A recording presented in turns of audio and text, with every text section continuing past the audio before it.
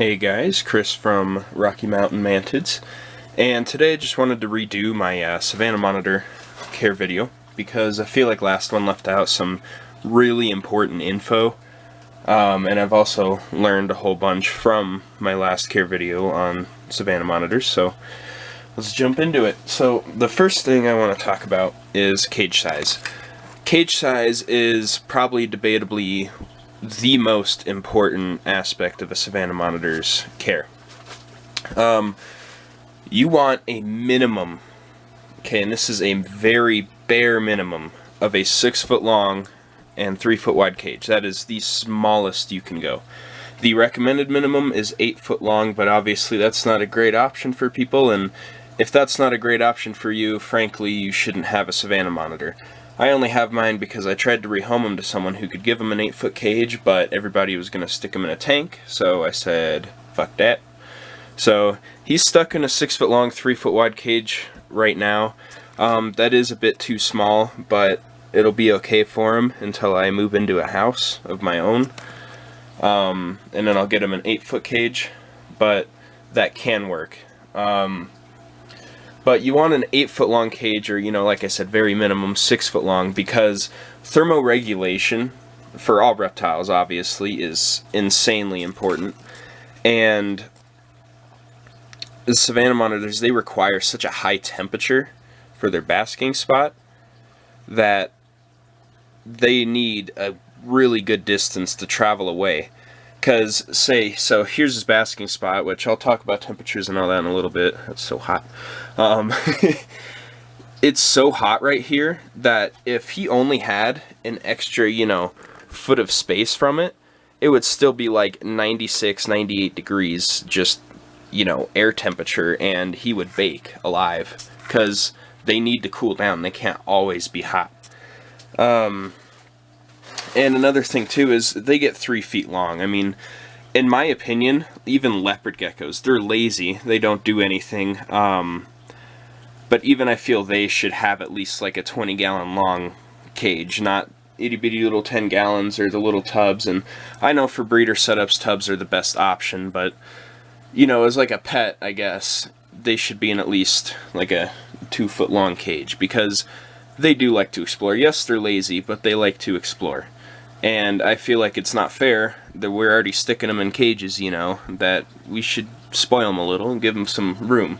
Because you think about it in wild, they travel all over the place. Like, I did some research, and from what they've studied, I mean, not much wild studying's gone on for leopard geckos, but, the little bit they have done, is they travel at a minimum of like an acre a night foraging for food. And you stick them in these itty bitty little cages, they don't really have the option to enjoy themselves like that. So that goes for the Savannah monitors. 8 foot long, make sure they can have a okay amount to travel, and then 4 foot wide allows them to turn around because they get 3 feet long. Some have even reached 4 feet, which is insane. I mean, I know that's not the biggest lizard, but next is the temperature. So right here's his basking spot. It's super hot, even with the bowl's been off it for like 10 minutes now. You want their basking spot a very, very minimum of 130. This basking spot is 145. It's a little bit too cool for my liking. In his old cage, I kept him at 155, but it still works, and he'll be able to digest his food properly. And I'm going to get higher wattage bulbs here in a little bit, but what you want to do is, you can see here I have 3 floodlights in a row going across this whole span of flagstone. You want to do that rather than one spot bulb like that over there that just maintains the temperature. I mean, it's more for the camera because he doesn't need it, but you want to span out with several lower wattage bulbs rather than one, because you have one hard high wattage beam going down that makes it very easy for them to get burnt, because as they get bigger, they can only have one portion of their body, and they can't really feel it when they're getting burned by a bulb, so they just sit there and bake, and it destroys them. So span out with several low wattage bulbs and you'll be alright. Humidity is pretty easy if you have them in the proper cage. And another reason why floodlights are so good versus just heat lights or house bulbs is because they spread out the heat more evenly, so that helps with burning, and they also don't burn up the humidity as much as other bulbs do, which is very, very good. If you have the right amount of substrate, and it's bioactive and all that, I've never had an issue with humidity. And a big part of the caging too is you also want it sealed. Like I said in my room tour, the guy built vents in there, but I sealed them off completely. So you want your cage as sealed as possible to maintain temperatures and humidity. And people have come to me asking, well, you know, won't that be an issue because they'll run out of oxygen or whatever? And I'm like, no, because you're supposed to be going in there at least, you know, 3 or 4 times a week to refill water, clean out water, give them food, so you're constantly letting in fresh oxygen and it's not going to be completely airtight. So that's nothing to worry about. Humidity you want at, I like to have mine about 70%. I like to have mine on the higher side. But the minimum, I'd say, is 60%. You don't want it lower than 60%. Because then it's just too dry. So what you want the dirt mixture to be is 70% organic topsoil. Don't get potting soil. Potting soil has additives and other stuff in there that's toxic to your animal and will be very difficult to keep a bioactive cage with. And you want 30% to be just play sand, organic play sand. You don't want the dyed stuff for the same reason you don't want potting soil. You do this because they are a burrowing species, and they will utilize every square inch of dirt you have, and the sand helps hold up the dirt, and they don't live on sandy environments, so keeping them on sand is rather retarded. And the dirt's more for the humidity, and I guess it simulates their wild environment more. The depth, you want a minimum of 2 feet.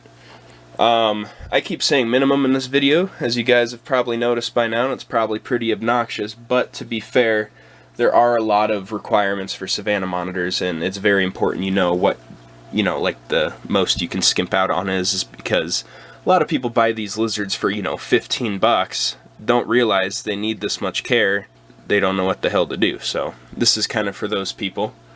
So depth of dirt is 2 feet. Like I said, they will utilize every square inch. He doesn't have any claws, and he still digs. So that kind of just proves how much they enjoy digging, or at least need to. I didn't buy enough dirt. That's why there's a slope, but it's still 2.5 feet down there and 3 feet up here. So he still has plenty of dirt to dig in.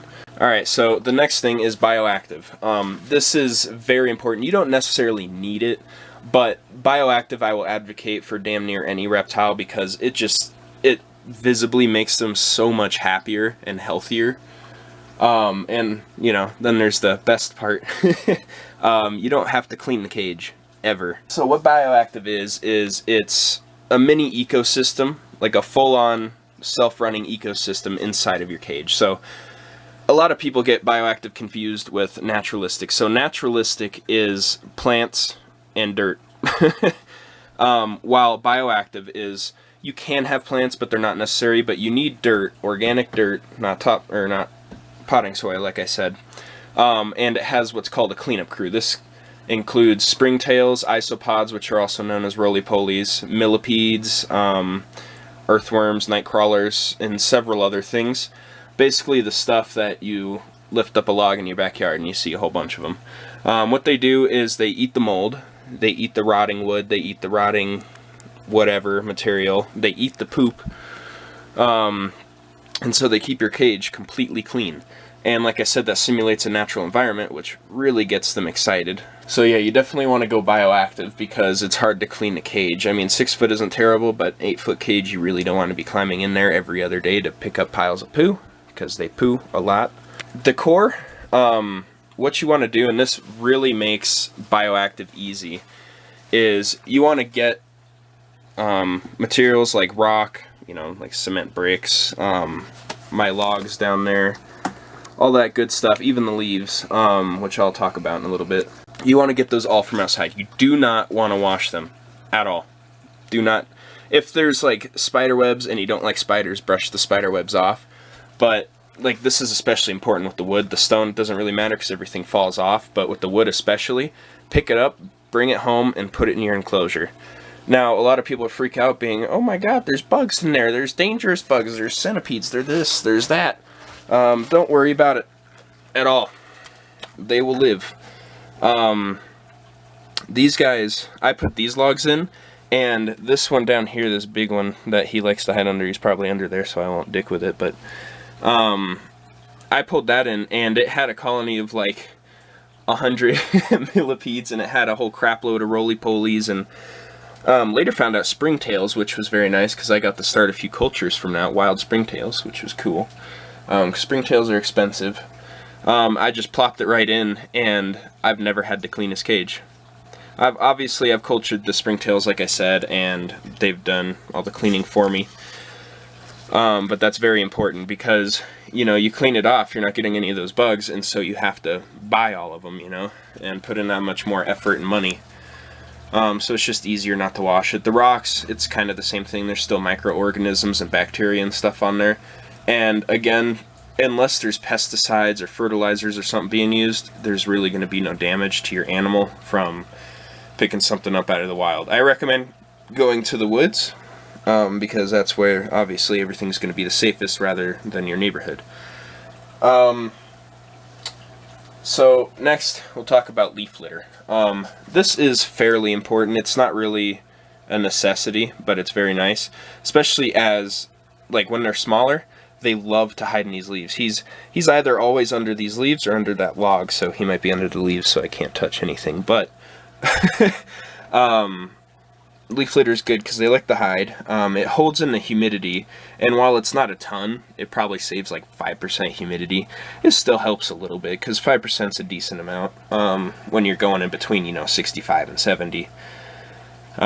It also looks very nice. I'm getting more to build up a little bit more. You don't want it on the hot side too much. At least I don't like it because I'm using maple leaves, and you put maple leaves on a 140-degree basking spot, it smells like potent maple, and it's not very good. So that's good. And also, I like raking them right out of my yard because you still get those, you get little spiders, millipedes, centipedes, springtails. I've gotten an assload of springtails from these leaves. And the cool thing is eventually, these are fresh leaves because I put them in a trash bag. Eventually they will break down, they'll go into the dirt, they'll get all eaten up by all the springtails and such. And so what I do every fall is I fill up like 2 hefty trash bags full of leaves. And so you can just dump it out when they, you know, start getting lower, they run out. So it's not too much of an issue. Next we'll discuss water. This is a very, very controversial topic, is their water dishes, or whether they drink or not. They do drink, period. Savannah monitors drink water. They need to stay hydrated. Humidity helps them stay hydrated, but they need to actually drink. A lot of people say you need to keep a bowl big enough for them to soak. They won't need to soak if your husbandry is correct. If your humidity is fine, they have no reason to soak. Now, it doesn't mean they don't like to soak every now and then, but they don't need it at all. He can fit in this bowl now, but eventually he won't because he'll be too big for it. But that's all he needs. I fill it up with about 1 inch of water every other day. I've seen him drink out of it once, but you never know. It's good for him. So baths are stupid. If you're giving your Savannah monitor a bath, it's a stupid idea. I'm not calling you a stupid person, but they don't need it. They don't want it, and it stresses them out. Savannah monitors are not aquatic monitors. No matter how many videos you see of them swimming in bathtubs or people saying they swim in rivers in the wild, no one's actually seen them do this in the wild because there's almost no research done on them in the wild. That's why they almost all die in captivity, because most people don't know the actual care for them. So baths are insanely stressful because, like I said, they're not aquatic monitors. So you stick them in this big thing of water, they don't know what the hell to do, all they want to do is escape. And when they get scared, they'll just float in the water, or they'll just sit there and pretend to be asleep. A lot of people think this is cute and that they're comfortable, but really they're scared out of their mind. And baths aren't necessary. Baths aren't even necessary for bearded dragons at all. I don't know why people give them baths so often. When they shed, I'll give mine a bath just because it makes it easy. But it doesn't stress them out because they are very unique lizards. Savannah monitors are not bearded dragons, despite how nice people say they are. And I'll go into temperament and all that later. the real side of their temperament. So their diet, it should be 100% insects. A lot of people feed them, especially the females. And I'll go into this later as well, but you want them 100% on insects. In the wild, they're insectivores. They've only cut open several of them in the wild, and every single one has had like one crayfish in it. But the rest has always been bugs. They've never found rodents, they've never found chicks, they've never found fish or any of that in them. They're almost completely insectivores. Now, if you're breeding them, yeah, sure, because it fattens them up fast. But in reality, unless you have a massive like 10-foot cage, they're not going to burn it off fast enough. And now, this is also very controversial. People say, well, if their cage is big enough, they won't get fat from the rodents. Or people just say in general that they'll get fat from the rodents. Neither of these are really true 100%. So they will get fatter easier from rodents because rodents have so many extra nutrients and they're actually very fattening. But it's also true if you have a big enough cage, they can burn it off well enough and it's not an issue. So basically, rodents aren't necessary unless it's a very skinny animal or you're breeding them. The healthiest diet for them is purely insects, period. So, now I'll talk about the handling and temperament of them.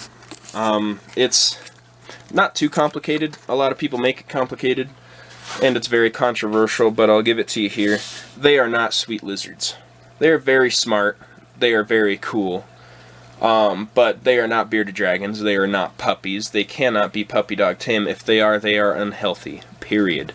A lot of people will argue with me against this. Well, my friends have had Savannah monitors, and we held them all the time, and they were so friendly, and they never bit us.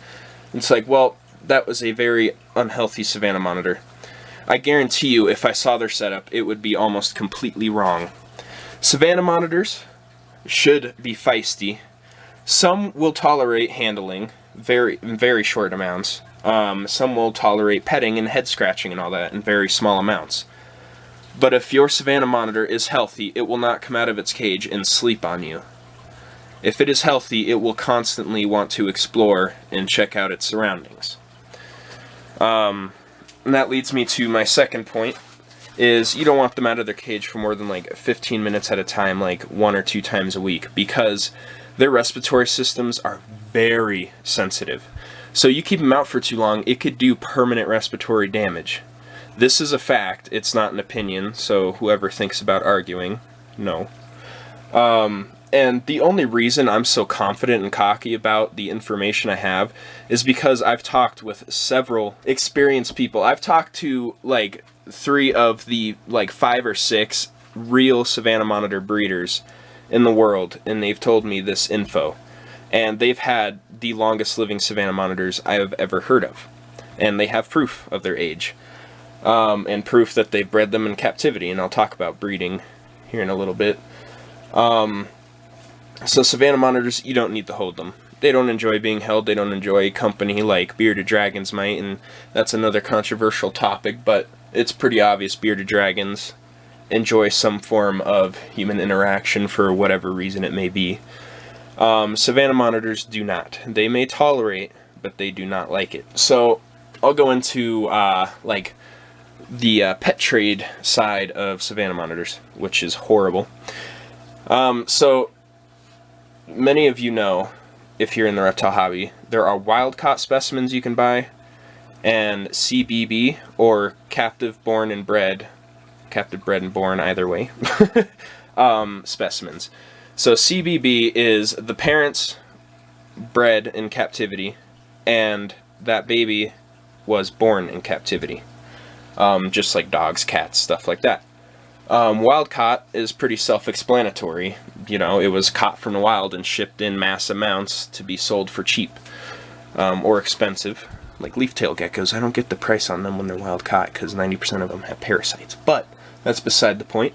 I know of 5 Savannah monitor breeders in the country, or in the world actually, that have actual proof, pictures, dates, and files on when their Savannah monitors bred, their eggs when they incubated them, and their eggs hatching. If you do not have that kind of proof, no one should believe that you bred the Savannah monitors, because it's just probably BS. There's no way.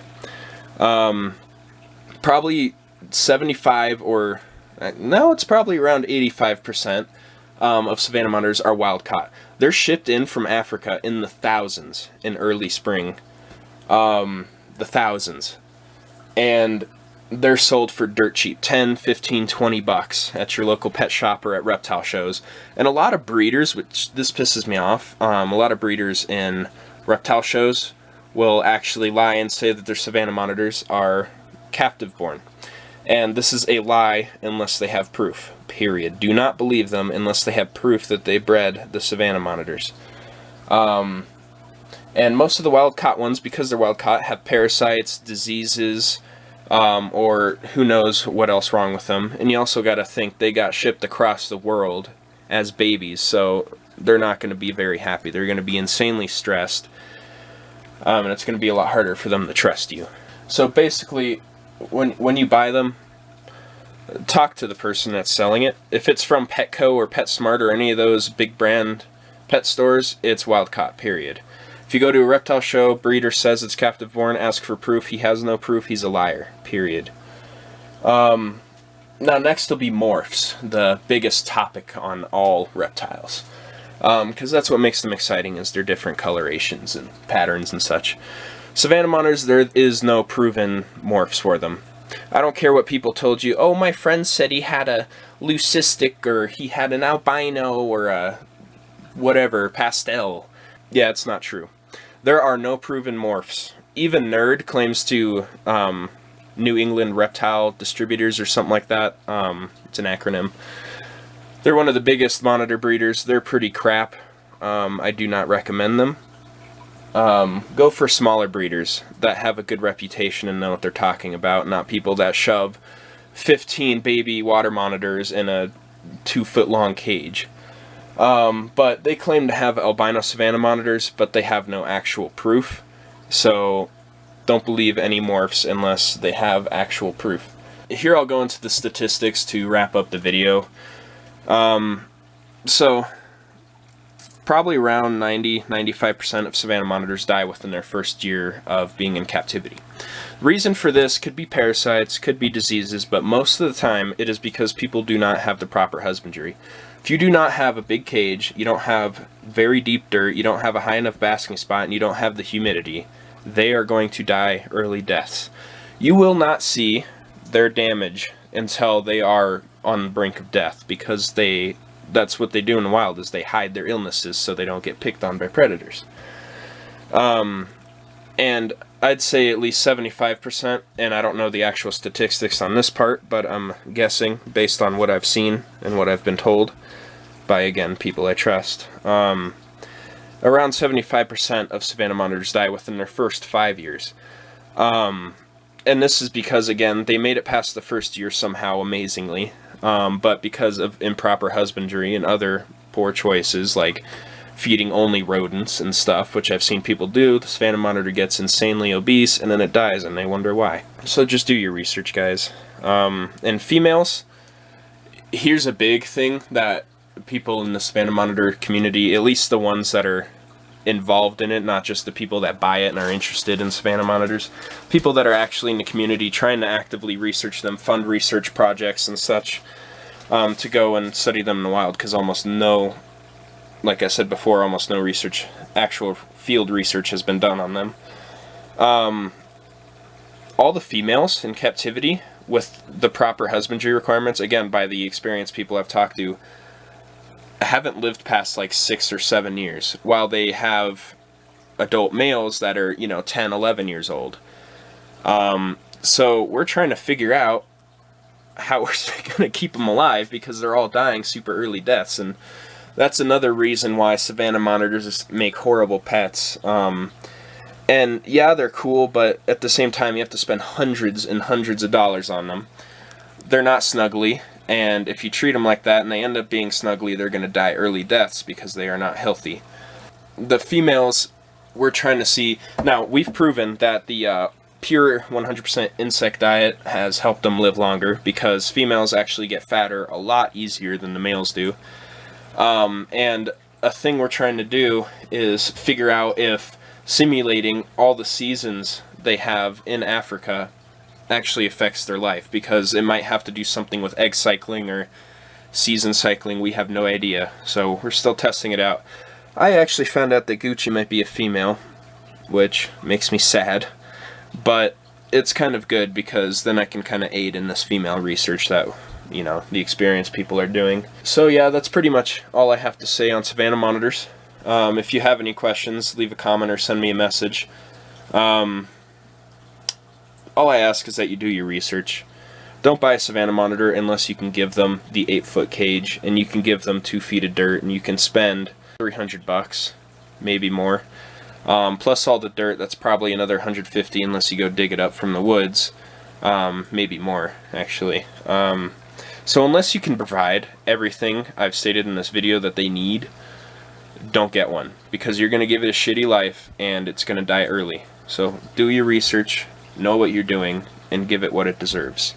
Don't be like the other people that let them die within their first year or first 5 years of life. They deserve better than that. Thank you guys for watching. Leave comment, like, subscribe, all that good stuff, and give me any video suggestions you have. Hope you enjoyed the video, and I'll see you next time.